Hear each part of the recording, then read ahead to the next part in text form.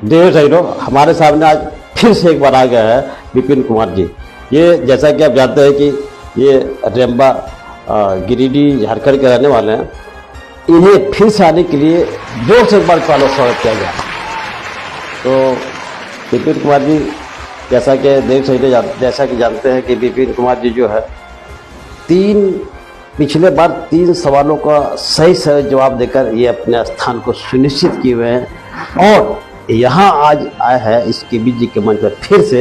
इसीलिए एक बार जोरदार ताली से स्वागत करते हैं विपिन कुमार जी के। और आज जो प्रारंभ करने जाने वाला है वहाँ आज चौथे प्रश्न से इस केबी जी के मंच पर आगे यहाँ से खेल प्रारंभ कर रहे हैं।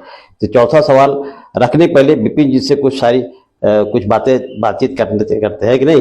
चलिए विपिन जी, पिछले बार हम लोग 3 प्रश्नों का सवाल जवाब तक करने में सक्षम हुए थे जी। और सबसे पहले मैं बधाई आपको देता हूं क्योंकि तीनों प्रश्न का उत्तर आपने बहुत सही दिया है, बहुत बिना लाइफ लाइन का प्रयोग करने के लिए दिया है, इसलिए बहुत स्वागत करते हैं आपको।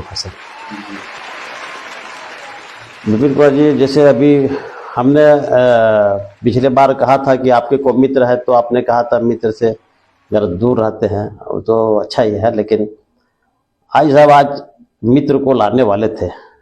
आपके मित्र आए नहीं क्या? नहीं, थोड़ा वो बिजी है, उसका टेस्ट चल रहा है। ऐसा जोर से बोलिए, कैमरा की तरफ देख के बोलिएगा, ठीक है कि नहीं जी। तो टेस्ट उनका भी चल रहा है। चलिए, आपके मित्र भी है, वो पढ़ने पर वो भी रहते हैं, पढ़ने के ध्यान से। चलिए, बहुत बढ़िया बात आपने कहा। ऐसे लोगों से मित्रता करनी चाहिए जो अपने हरदम जीवन को बनाने के बारे में ही बातचीत करे, है कि नहीं? वाह, बहुत बढ़िया बात है भाई साहब। तो विपिन भाई साहब जी, आपके सामने आज चौथा सवाल रखा जाएगा। तो रूल्स मतलब नियम आपको मालूम है कि कैसे कैसे खेल का क्या नियम है, क्या विकल्प रहते हैं, इन सारी चीजों को जानकारी हमने आपको दे रखा है। तो आज चौथा सवाल रखने जा रहे हैं। एक 4,000 रुपये लेकर ये कंप्यूटर स्क्रीन पर रख दो। चलिए, चौथा सवाल ये रहा आपके कंप्यूटर स्क्रीन पर। इनमें से कौन सा ऐसा व्यक्ति है जो राष्ट्रीय ध्वज का डिजाइन तैयार किए थे? ऑप्शन दे रहा हूं, ध्यान से सुनिएगा। इसके 4 विकल्प है। ए एनी बेसेंट, बी पिंगली वेंकैया, सी राधा कृष्णन और डी बंकिम चंद्र चटर्जी। झंडा का क्वेश्चन फिर से बोलिए तो। जो हमारे तिरंगा झंडा है हमारे देश का, जो उसकी जो डिजाइन बनी गई है, डिजाइन है ना, जैसे बीच में अशोक स्तंभ है, ऊपर में वाइट है, तो सादा है, केसरिया है, हरा है ना। ये डिजाइन को तैयार करने कौन ऐसे महापुरुष, कौन ऐसे व्यक्ति थे जिन्होंने हमारे भारतीय तिरंगा झंडा में डिजाइन तैयार किया? उसके लिए 4 विकल्प हमने कहा था, फिर से बोल रहे, जरा सा ध्यान से सुनिएगा। ए एनी बेसेंट, बी पिंगली वेंकैया, सी राधा कृष्णन नायडू और डी बंकिम चंद्र चटर्जी।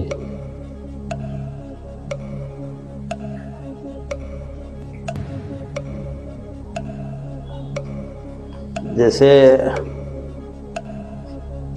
कुछ जो नेशनल लेवल पर जो कार्य होती है, राष्ट्रीय स्तर पर जो कार्य होती है, उसमें से जो भी कार्य होती है उसके लिए कुछ एक कमेटी गठन की जाती है।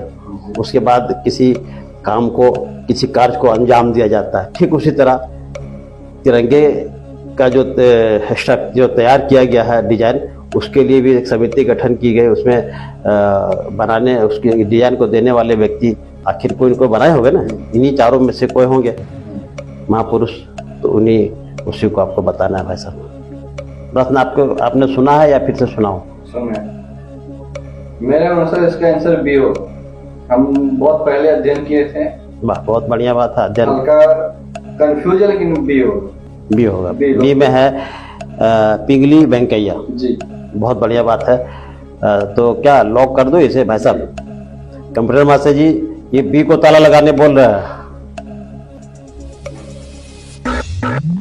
बिल्कुल सही उत्तर, आप शुरू की जाए।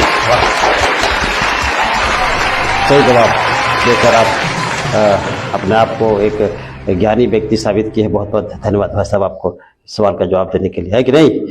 तो मैं बता देना चाहता हूँ, पिंगली वेंकैया जो थे ये आंध्र प्रदेश के थे। इनका जन्म 2 अगस्त 1876 में हुआ था। ये आंध्र प्रदेश के थे। इन्होंने तिरंगे में जो डिजाइन तैयार करने के लिए इन्होंने 5 वर्षों तक उसकी अध्ययन की। आखिर तिरंगे का डिजाइन क्या होना चाहिए, जोर शोर से अध्ययन की। केवल 5 वर्षों के लंबे अंतराल ही नहीं लिया, बल्कि इन्होंने करीब 30 देशों के झंडों को, राष्ट्रीय झंडों को उसमें देखा, उस पर अध्ययन किया, उसका स्टडी किया। उसके बाद तब जाकर ये 1921 में तिरंगे झंडे को 2 रंगों में तैयार किया, लाल और हरा।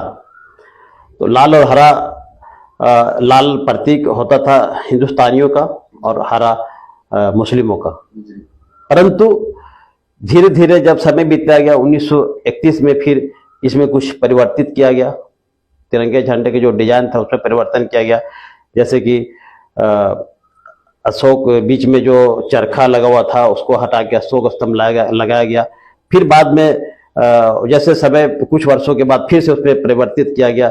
ऊपर में सादे रंग दिया गया, बीच में केसरिया और बीच में नीचे इसका जो प्रतीक होता है, नीचे हरियाली का प्रतीक होता है, ऊपर शांति का प्रतीक है ना। इस तरह के कई बार इसमें परिवर्तित, कुल मिलाकर 3 बार तिरंगे झंडे का जो स्ट्रक्चर उसमें जो डिजाइन है 3 बार परिवर्तित किया गया है कि नहीं?